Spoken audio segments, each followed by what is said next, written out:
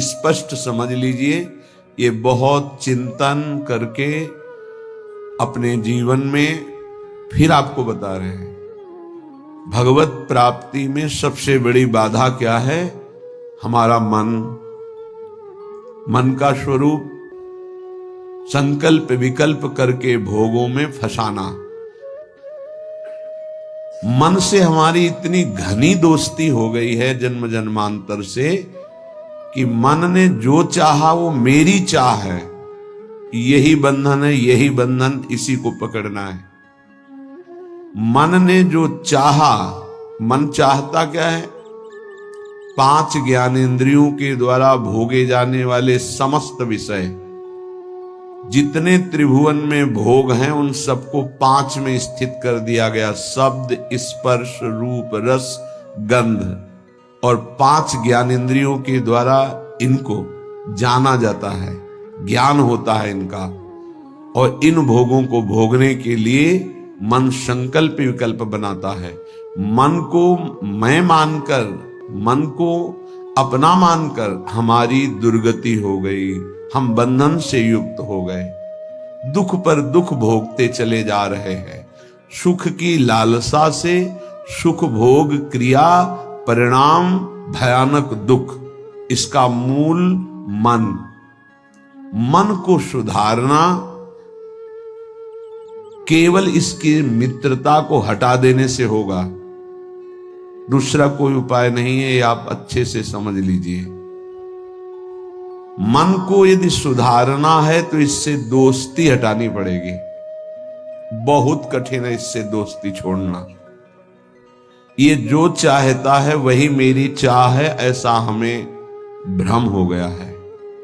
ये अशांत तो हम अशांत, ये शांत तो हम शांत, ये भोगों में तो हमें चाहिए भोग, मैं भोगता।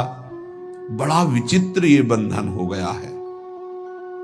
अगर समझ पा रहे हो, मन की दोस्ती, मन में तन्मयता, मन में अपनापन, यही हमारी मन की गुलामी का मुख्य कारण है, यही बंधन है। जब तक हम मन से दोस्ती नहीं हटा देंगे, मन में तदात्मता जो हो गई उसे नहीं हटाएंगे, अपनापन जो हो गया उसको नहीं हटाएंगे, तब तक इस पर शासन नहीं कर पाएंगे। जब तक मन को अधीन नहीं कर पाएंगे तब तक भजन नहीं हो सकता। भजन की बातें हो सकती हैं, फिर भजन की बातों से हम सम्मान चाहते हैं, रुपया चाहते हैं, नाना प्रकार के भोग चाहते हैं, मनोकामनाओं की पूर्ति चाहते हैं। वो इन के इन प्रकार फंसा के ही रखता है, वो मुक्त नहीं होने देता। इसीलिए शास्त्रों में कहा गया है, बंधन और मोक्ष का कारण तुम्हारा मन ही है। विषय चिंतन, भोगों में लगा हुआ मन बंधन का कारण है। भगवत चिंतन, प्रभु में लगा हुआ मन मोक्ष का कारण है। स्पष्ट वर्णन किया गया है। इसलिए धैर्य पूर्वक अंतर्मुख होकर के इस मन से दोस्ती हटा दीजिए। ये बिना सत्संग के आप इस युक्ति को नहीं जान पाएंगे। आप इंद्रियां नहीं हैं, आप मन नहीं हैं, आप शरीर नहीं हैं, आप प्राण नहीं हैं, आप भगवान के अंश हैं, ये प्रकृति के अंश हैं, आप परमात्मा के अंश हैं। अपने को भूलकर इनकी अधीनता स्वीकार करके हमारी ये दुर्गति हो गई कि हम तुच्छ विषयों के अधीन हो गए। ऐसा लगता है यदि मन हमारा साथ नहीं देगा तो हम तो किसी काम के नहीं रह गए। अगर हम भोग नहीं भोगेंगे तो हमारा जीवन ही क्या रह गया। ये भ्रम बैठ गया है। यद्यपि आप पूर्ण काम हैं, आपको किसी भी वस्तु, व्यक्ति, स्थान, भोग की किंचित मात्र आवश्यकता नहीं है, पर आपका ये मन आपको अधीन करके भोगों में सुख है, यही जीवन है, यही लाभ है, ऐसा भ्रम करा दिया है। उसी भ्रम को दूर कराने के लिए श्री भगवान गुरुदेव के रूप से, शास्त्र रूप से, नाना प्रकार के धर्मार्थ कार्यों के रूप से, कि इससे मन पवित्र होगा। पवित्र मन निष्काम होता है, अपवित्र मन कामी होता है। जब तक मन पवित्र नहीं होगा तब तक प्रभु से प्रेम या प्रभु का तन्मयता पूर्वक भजन असंभव। निर्मल मन जन सो मोहि पावा। निर्मल मन प्रभु के नाम, प्रभु के धाम, प्रभु की लीला, प्रभु के रूप, इन्हीं से निर्मल होता है। संसार का नाम, संसार का रूप, संसार की जो त्रिगुणात्मका माया के द्वारा खेले जाना वाला खेल है, ये सब मलिन करने वाला है मन को, और हम इसी में लगाए हैं, इसीलिए हमारी दुर्दशा हो रही है। बिल्कुल सच्ची मानिए, ये हमारे इस समय शत्रु पक्ष का काम कर रहे हैं, मन और इंद्रियां। देखो, कई बार का ध्यान दीजिए, पैसा देके ये जानते हैं कि इसमें जो नाटक हो रहा है वो बिल्कुल झूठा है। आप जाते हैं, आप वहां 3 घंटे बैठते हैं, कोई मन को विक्षेप नहीं, कोई मन भागेगा नहीं कहीं, आराम से आपको 3 घंटे साथ देगा। लेकिन 30 मिनट माला उठाइए, देखिए फिर इसकी चाल कितना भागता है। तो शत्रु हुआ या मित्र, गलत कार्य के लिए पूरा तन्मयता होकर साथ देगा, भगवत कार्य के लिए एकदम खिलाफ हो जाएगा। तो इसकी चाल को नहीं समझ रहे। हमारा मन हमारा दुश्मन है इस समय। इससे हमारी मित्रता का मतलब है बंधन, मित्रता का मतलब है सर्वनाश। बहुत बहुत सावधानी की जरूरत है। ये मन 5 मिनट ऐसी चेष्टा करा देगा, आजीवन कारावास। कुछ क्षण ऐसी चेष्टा करा देगा, फांसी की सजा। कुछ क्षण ऐसे पाप करा देगा, नहीं कोई जानेगा, तो अंदर से भयानक रोगों की उत्पत्ति, अशांति, हृदय का हर समय दाह युक्त होकर जलना, बहुत प्रकार से कष्ट ही कष्ट देने वाला है। दुख योनयः, इससे दुख ही प्रकट होता है। इसलिए उपासक अपने आप को और मन को अलग करना सीखे। मन की मांग जो सही है वो पास कर दीजिए, जो गलत है उसको ना कर दीजिए, और बहुत जोर से ना कीजिए। नहीं नहीं नहीं, 1000 बार वो आपके सामने पेश करेगा, बड़ा सुख मिलेगा। नहीं, पर हम अंदर से कहीं ना कहीं टूट चुके हैं, हार चुके हैं। तो हमें लगता है कि यदि हम मन का साथ नहीं देंगे तो हाँ, ये हमको जलाएगा, ये हमको परेशान करेगा, और वो मैं सह नहीं सकता। इसी से हम मुक्त नहीं हो पा रहे, इसी से हम परमानंद में नहीं डूब पा रहे। यही कमजोरी है, इसको अच्छे से समझिएगा। मन से एक बार युद्ध करना पड़ेगा। यदि इतना सत्संग के द्वारा हम विवेक प्राप्त कर लें कि ये मैं नहीं हूं, मन ये मेरा नहीं है, मन प्रकृति का अंश है, बस फिर तो आप लड़ सकते हैं। और जब मेरा मन, तो आपकी सामर्थ्य नहीं कि ना बोल सकें। जबान से ना बोलेंगे, कदम वहीं चलेंगे जिधर मन ले जाएगा। ये बड़ा सूक्ष्म विषय, इसको समझ लीजिए। सब का सब पूरा अध्यात्म इसी बात पर टिका हुआ है। अगर मन निर्मल तो भगवत साक्षात्कार, मन निर्मल तो स्वरूप स्थित, मन मलिन तो दुर्गति। सारी साधना का फल मन को शांत कर लेना, निर्मल कर लेना, मन को अपने शासन में ले आना। पर ये तभी होगा जब इससे दोस्ती हटाएं।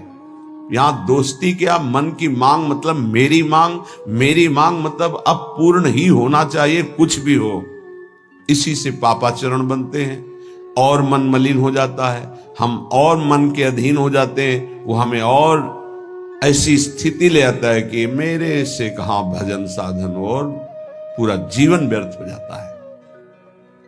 श्रीपाद प्रबोधानंद जी महाराज कहते हैं, जागर्ति दुंदभिरवः परमोत्र राधा वृंदावने वनो इति प्रकटः पुराणे तस्या विधेयमसमूर्ध महानुराग मूर्ते तदंगनमपोहे हरिम क्व पश्ये। हे भाई, मेरी बात सुनो और जाग जाओ। ये मोह निद्रा में तुम सो करके अपने जीवन को नष्ट कर रहे हो। क्या सोना है? ये मेरी पत्नी, मेरा पुत्र, मेरा मकान, मेरी संपत्ति और इतना एकत्रित कर लिया है, अब और आगे इतना एकत्रित करूंगा, ये भोग लिया है, आगे ये भोग लूंगा, ऐसा ऐसा। ये स्वप्न चल रहा है। मोह निशा सब सोवनिहारा, देखें स्वप्न अनेक प्रकारा। अब इस स्वप्न में इतना लंबा स्वप्न है कि हम ये जान ही नहीं पा रहे हैं कि हमको यहां से जाना है, कुछ नहीं ले जाना है। हम आए किस लिए हैं, कर क्या रहे हैं, करना क्या है, इसका समाधान ही नहीं हो पाया। बस चलता जा रहा है। दूसरे को दाह संस्कार करके शौक आता है, समझाता है दूसरों को, खुद नहीं समझता कि यही दशा मेरे शरीर की होने वाली है। फिर इसके बाद कोई नवीन शरीर मिलेगा जिसमें हम साधना नहीं कर सकते, जिसमें हम बंधन से मुक्त नहीं हो सकते। इसलिए जागो। प्रभु की प्राप्ति ही जगना है। जहां तुम्हारे हृदय में भाव आया कि मुझे इस जन्म में भगवत साक्षात्कार करना है, जीवन मुक्त होना है, जगना प्रारंभ हो गया। अगर ये चाह नहीं आई तो सो रहा है, चाहे कोई भी हो। 18 पुराण कंठस्थ हो, चारों वेद कंठस्थ हो, लेकिन लक्ष्य भगवत प्राप्ति नहीं है तो सोया हुआ है। जगा हुआ पुरुष वही माना जाता है। मोह का नाश होकर ज्ञान का प्रादुर्भाव हो जाना। होय विवेक मोह भ्रम भागा, तब सब विषय विलास विरागा। जगा हुआ पुरुष जिसके हृदय में बात आ गई है, मुझे स्वरूप स्थित होना है, भगवत प्रेम प्राप्त करना है, भगवान से मिलना है, पक्का इस जन्म में मिलना है भगवान से, ये बात आ गई, वो जगा हुआ पुरुष है। तो ये बात जान लो कि भगवान कहां मिलेंगे। श्रीपाद कहें, ये हम डंके की चोट से कहते हैं कि हमारी लाडली जू परम पावन वृंदावन धाम में अभी इसी क्षण लीला परायण है। राधा वृंदावने वन इति प्रकटः पुराणे। बहुत से शास्त्रों में ऐसा वर्णन, गर्ग संहिता देख लीजिए, पाताल खंड में ब्रह्म वैवर्त पुराण में बहुत सुंदर वर्णन है, जगह जगह वर्णन है। तो जहां हमारी किशोरी जू है वहीं प्रभु विराजमान है। अब सूक्ष्म विषय इसका, किशोरी जू प्रेम रूप है। जहां प्रेम है वहीं हरि है। प्रेम के बिना हरि का साक्षात्कार नहीं हो सकता। प्रेम का मूर्तिमान स्वरूप हमारी प्रिया जो है, इसीलिए हम कहते हैं राधा राधा राधा। क्योंकि राधा उच्चारण किया तो जिनका नाम राधा है वो देखे, और जिनको प्राण प्रिय है वो देखे। प्राण प्रिय है हरि को, हरि रसना राधा राधा रट, स्वयं हरि जो राधा राधा रटते हैं, और किशोरी जो प्रिया प्रीतम दोनों हमारी तरफ देखेंगे राधा उच्चारण से। तस्या विधेय मसमूर्ध महानुराग।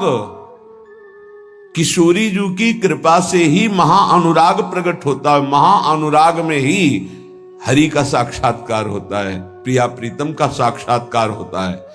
इसलिए अगर हमारे वाक्य को आप समझ पा रहे हो, श्रीपाद कह रहे हैं, तो आप वृंदावन का आश्रय ले लीजिए। अगर अखंड वास नहीं प्राप्त हो पा रहा तो आश्रय ले लीजिए, रजरानी का सेवन कीजिए, धाम आइए, बार बार यहां दर्शन कीजिए, प्रदक्षिणा परिक्रमा कीजिए, बैठकर एकांत में नाम जप कीजिए। बहुत बड़ा प्रभाव धाम में जो भजन करता है तो बहुत कई गुना बढ़ करके उसको लाभ मिलता है। इसलिए यहां बहुत जल्दी भगवत प्राप्ति होती है। मथुरा में 6 महीने में भगवत साक्षात्कार कर लिया ध्रुव जी ने। देखो 6 महीने भी बहुत होते हैं। अगर व्याकुलता बढ़ जाए, तन्मयता हो जाए, तो 6 मिनट में भगवान साक्षात्कार करा दे। वो बहुत कृपालु है। मिलंति चिंता मणिकोटि कोट्यः, अब ये बात समझनी है। स्वयं बहिर्दृष्टि मुपैति वा हरिः, तथापि वृंदावन धूलि धूसरम न देहमन्यत्र कदापि आतुमे। एक तरफ हरि है, एक तरफ करोड़ करोड़ प्रकार के सब भोग सामग्री, महान रत्न, रुपया, पैसा, सोना, चांदी, सब वैभव है।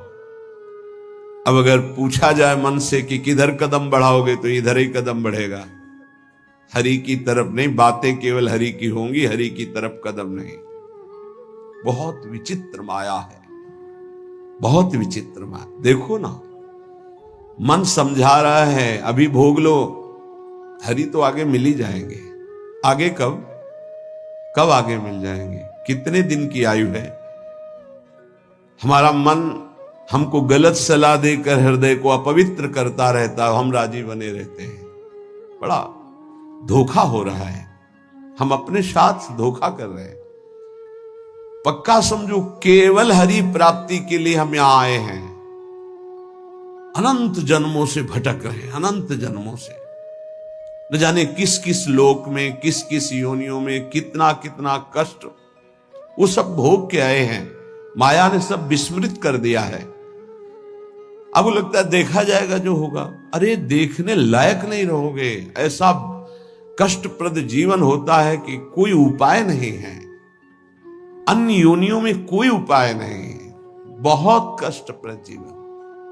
देखो ना जीवों के साथ कैसा बर्ताव कर रहे हैं, मनुष्य शरीर धारण करके। पता नहीं उनको कि यही दुर्गति उनकी होनी है। जीवित ऐसे जैसे पकोड़े तले जा रहे हैं, ऐसे जीवों को, ऐसे उनके, वो भी जीव हैं, वो हम ही तुम हैं, कर्म के अनुसार वो बन गए। क्या बर्ताव हो रहा है? वैसे भी जंगल में नाना प्रकार के कष्ट अन्य जीवों को प्राप्त होते हैं। अगर कांटा लग गया तो आप निकाल सकते हो, वो नहीं निकाल सकते। एकमात्र मानव देह है जिससे आप इस माया प्रपंच से मुक्त हो सकते हैं।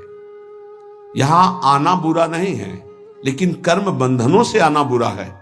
जैसे जेल में दोनों रहते हैं, जेलर भी और कैदी भी। कैदी बन करके रहना ठीक नहीं, जेलर वहीं रहता है, उसको कोई बंधन थोड़ी। ऐसे ही कारक महापुरुष के रूप में जगत में आना बड़ा सुखद है। भगवान का यश गान करते हुए भगवत भाव में स्थित, भगवत स्वरूप में स्थित लाखों बार भेजे प्रभु, कोई परेशानी नहीं। ये जो कर्म बंधन से युक्त होकर आना है, इसे मिटाना है।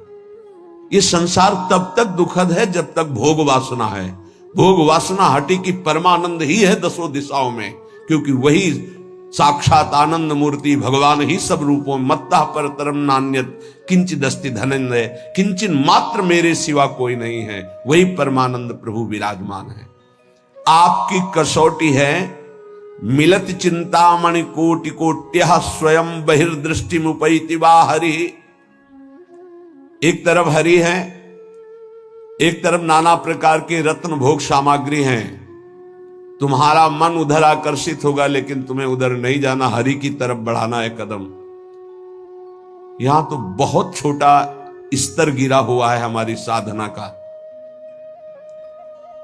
अगर हमारे मनोनुकूल भोजन मिल गया तो प्रभु को भूल जाएंगे और उसका स्वाद लेने में हम समय अपना नष्ट कर देंगे। एक रसेंद्री का विषय, ऐसे हर इंद्री का विषय आप देख लीजिए। आपके मनोनुकूल कोई गाना, कोई नाटक, कोई सिनेमा, कोई आप देख लीजिए, प्रभु को भूल जाएंगे आप उस समय, और उस पे आपका मन तन्मय हो जाएगा। कितनी छोटी गिरी हुई स्थिति है। त्रिभुवन का कोई भी आकर्षण हमारा नाम न छुटवा पावे, भगवत स्मृति न छुटवा पावे, तब तो साधना मानी जाएगी।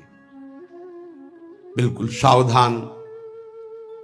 श्रीधाम वृंदावन का जो वास है, आश्रय है, ये बहुत जोर का है। आश्रय से ही भगवत प्राप्ति हो जाएगी अगर दृढ़ निष्ठा आ जाए। कोटि कोटि चिंतामणि रत्न आदि आपको प्राप्त हो तो भी तुम आश्रय मत छोड़ना प्रभु का, वृंदावन का, धाम का। पहली बात तो ये भगवत आश्रय कहीं भी रहोगे तो ये धाम आपको अपने महिमा प्रकाशित कर देगा। कहीं भी आश्रय पक्का होना चाहिए। आश्रित हृदय वृंदावन का कैसा होता है कि जहां उसको अपने व्यवहार कार्य से फुर्सत मिली भागा, जैसे कोई अपने घर को भागता है छुट्टी मिलने पर, ऐसे श्रीधाम भाग के आया। उसे कोई कहे अमुक जगह चलो बहुत सुंदर वहां शोभा है प्रकृति की, वो नहीं जाएगा। नहीं, हमारा तो जीवन वृंदावन है, प्राण वृंदावन है, सर्वस्व वृंदावन है। वो बस भाग के वृंदावन, ये है वृंदावन का आश्रय। एक दिन का भी समय मिला तो कहीं नहीं, भागा वृंदावन की तरफ। एक बार बिहारी जी की दंडवत, एक बार वृंदावन की परिक्रमा की, फिर चला गया। आश्रय तत्व अगर पुष्ट होगा तो वृंदावन वहीं कृपा कर देगा। एक बात और बड़ी जोर की कह रहे हैं कि जिनको वृंदावन वास मिल गया है उनके लिए खास बात, यदि आपको अखंड वृंदावन वास मिल गया है तो अब बहिर्दृष्टि मुपैति वा हरि, हरि भी वृंदावन की सीमा के बाहर आपको बुला रहे हो तो मत जाना। जैसा श्रीपाद श्लोक में लिख रहे हैं, श्री भट्ट देवाचार्य जी उसे पद में लिख रहे हैं, विपिन राज सीमा के बाहर हरिहू को न निहार, रे मन वृंदा विपिन निहार। यद्यपि मिले कोटि चिंतामणि तऊ न हाथ पसार। बिल्कुल उसी की टीका है मानो। जय श्री भट्ट धूलि धूसरतन ये आशा और, तथापि वृंदावन धूलि धूसरम न देह मन्यत्र कदापि आतु में। वृंदावन की रज से सना हुआ हमारा शरीर और अंतिम श्वास यही पूरी हो राधा, वो बात बन गई जो बड़ी बड़ी साधना से नहीं बनती। बड़ी बड़ी साधना से अंदर की खास बात है। अपने को भूल जाना और प्रभु के चिंतन में तन्मय हो जाना, यह भक्ति का लक्षण है। सब कुछ भूल जाना, अपने स्वरूप में स्थित हो जाना, यह ज्ञान का है। इसके अलावा भगवान की माया का प्रभाव है। बड़ी विडंबना है। भगवान की कृपा से जब कोई साधन बनता है तो हम भगवान की कृपा ना कह करके, भगवान की कृपा ना मान करके हम उसमें अपना अहम आरोपित कर लेते हैं। इसलिए हमारी साधना बाधित हो जाती है और हम विक्षिप्त हो जाते हैं। विक्षेप पड़ जाता है साधना में। किसी के मुख से सुन रहे थे कि मैं केवल प्रवचन नहीं कर रहा हूं, इतना समय हो गया, ये नहीं खाया, ये नहीं पिया, ऐसा, ये त्याग। अरे ये सब देहाभिमान के अंतर्गत है, इसका कोई महत्व नहीं है। मछली जल में रह करके पूरा जीवन व्यतीत करती है केवल जल पी करके। केचुआ केवल मिट्टी खा के रहता है। कितने पंछी केवल फल खा के रहते हैं। क्या भगवत प्राप्ति हो जाती है क्या? ये साधन देह विस्मृत करने के लिए है कि जो कुछ मिला थोड़ा डाल दिया, बस नाम चिंतन, भगवत चिंतन। चिंतन इस बात का कि एक एक दिन हम प्लस जोड़ रहे हैं कि ये नहीं खाया, ये नहीं पिया, ये नहीं त्याग। ये तो प्राकृतिक क्रिया है, इसका कोई महत्व है क्या? देह धर्म से युक्त होकर, देहाभिमान से युक्त होकर ऐसी चेष्टाओं में साधक उन्नति नहीं प्राप्त करता, गर्व करता है और पतन हो जाता है। महाराज ययाति का सुकृत नष्ट नहीं हो रहा था। बड़े समय से उत्तम लोकों में विमानों से घूम रहे थे। देवराज इंद्र ने एक बार उनको बुलाया, महाराज आपने कौन सा सुकृत किया कि आपके दिव्य लोक सुरक्षित हैं, अर्थात आपका पतन नहीं हो रहा, आपके पुण्य नष्ट नहीं हो रहे। तो सभा में जब ऐसा पूछा तो अहम उदित हो गया। महाभारत में भगवान व्यासदेव जी वर्णन करते हैं। उन्होंने कहा, ना कोई ऐसा हुआ है, ना है, ना आगे होगा। जैसा मैंने दान किया, तप किया, सुकृत किए, बस ऐसा निकलना था कि सारे सुकृत भस्म हो गए। देवराज इंद्र ने कहा विश्व के समस्त ऋषियों का, महात्माओं का, धर्मात्माओं का आपने अपमान कर दिया, आप भ्रष्ट हो जाए। उसी समय सर के बल नीचे ऐसे मृत्युलोक की तरफ आने लगे। तब उन्होंने आर्त भाव से कहा गलती हो गई हमसे, हमारी अंतिम प्रार्थना, जा तो रहा हूं नीचे के लोक में लेकिन महात्माओं के बीच में गिरूं। तो कुछ महात्मा ऐसे खड़े हुए, महाराज शिवी भी उसमें थे, भगवत चर्चा संभाषण कर रहे थे। देखा कोई तेजों में पतन की स्थिति से आ रहा है गिरता हुआ, तो ये कोई पुण्यात्मा है। रोक दिया अपने भजन बल से। जब ये जाना कि तो महाराज ये आती है, सारे सुकृत अपने दे दिए, तत्काल ऊपर से ऊपर चले गए। भजन का एक बल है, वो बल भगवान की कृपा से जुड़ा होना चाहिए। अगर अहम से जुड़ गया तो पतन होने में देर नहीं लगती। इस बात में साधक बहुत सावधान रहे। प्रायः ये अहम घूम करके ऐसे आ जाता, ऐसे शब्द साफ संतों की अवहेलना हो रही थी उनके मुख से। साफ संतों में ऐसा कोई कर सकता है जैसा मैं कर रहा हूं? मैं कुछ नहीं। ये खाना पीना, लेना देना, उठना बैठना, ये एक प्राकृतिक चेष्टाएं हैं। इनसे किसी की महात्मा स्थिति नहीं जानी जाती। महात्मा स्थिति हृदय की होती है, जो समस्त द्वंद्वों पर विजय प्राप्त कर चुका है, जो देहाभिमान रहित हो चुका है, जो तीनों शरीरों के राग का त्यागी, उसे महात्मा कहते हैं। बड़ा सूक्ष्म विषय अध्यात्म, इसीलिए कह रहे अध्यात्म को समझने की जिज्ञासा करने वाला कोई लाखों में एक होता है, और अध्यात्म की जिज्ञासा पूर्ण करने वाला कोई करोड़ों में एक होता है। आप शास्त्रों में पढ़ के देखिए, हजारों जन्मों की पुण्य एकत्रित होते तब मुमुक्षुता जागृत होती, मैं मुक्त होना चाहता हूं। अरे भगवान की कृपा से कोई साधन बन जाए तो दैन्य हो जाओ कि भगवान ने साधना करवा दी। कृपयतु मयि वृंदारण्य रागी मनाग, प्रति बहुल कृपारु स्नेह भाराद्रुदश्रु,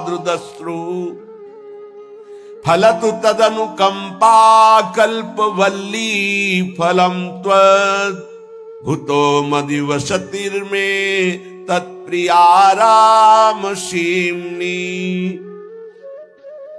हे लाडली हम पर अतिशय कृपा कर दो, हे वृंदावनेश्वरी हम पर रीझ जाओ, ऐसी कृपा कर दो कि आपकी चरण चिन्हों से चिन्हित इस भूमि की सीमा से कभी बाहर ना जाऊं, ऐसी कृपा कर दो।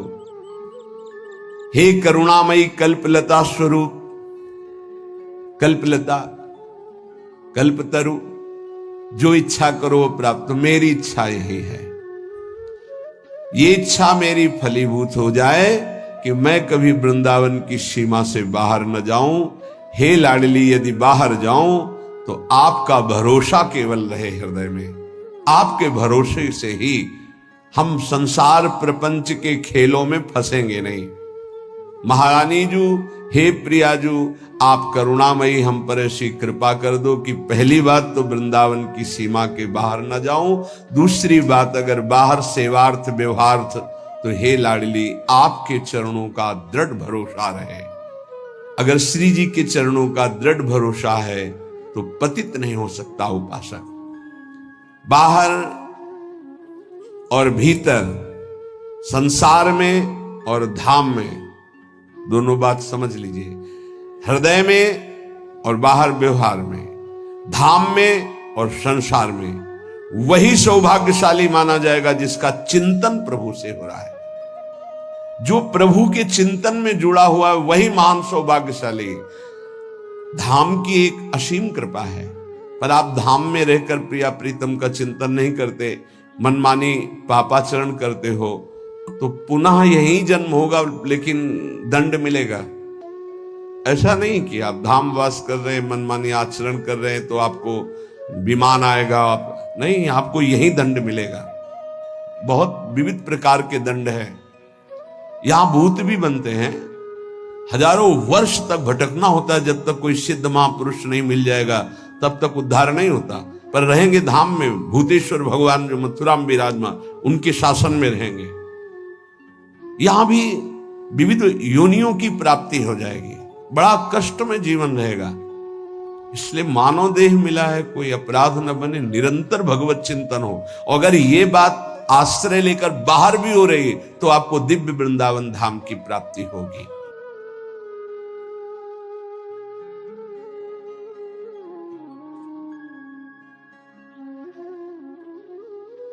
हेलो एवरीवन, राधे राधे, जय श्री कृष्णा। कैसे हैं आप लोग? Thank you so much guys. Video देखने के लिए आप लोगों का बहुत बहुत धन्यवाद, बहुत बहुत साधुवाद। आप लोग ज़्यादा से ज़्यादा नाम जाप करें। कहा गया है कि कलयुग केवल नाम आधारा, सुमिर सुमिर नर उतर हो पारा। इस संसार में जो कुछ है सब माया है, और कहते हैं कि कर्म प्रधान विश्व रचि राखा, जो जस कर ही तस फल चाखा। तो नाम जाप करिए, नाम जाप में विश्वास रखिए, यही अपने साथ रहेगा, अपने साथ जाएगा। दुनिया में जो कुछ भी दिखाई दे रहा है ना, सब माया है, एक ना एक दिन सब कुछ चला जाएगा। क्योंकि जो चीज़ें बदलती हैं वह सब माया होता है। सत्य हमेशा अटल रहता है, एक रहता है, अडिग रहता है। ओके, तो नाम जाप में विश्वास रखें, नाम जाप करें। हमारे गुरुजी कहते हैं, हमेशा ही नाम जाप के बारे में बातें करते हैं, तो नाम जाप करिए। जय श्री कृष्णा।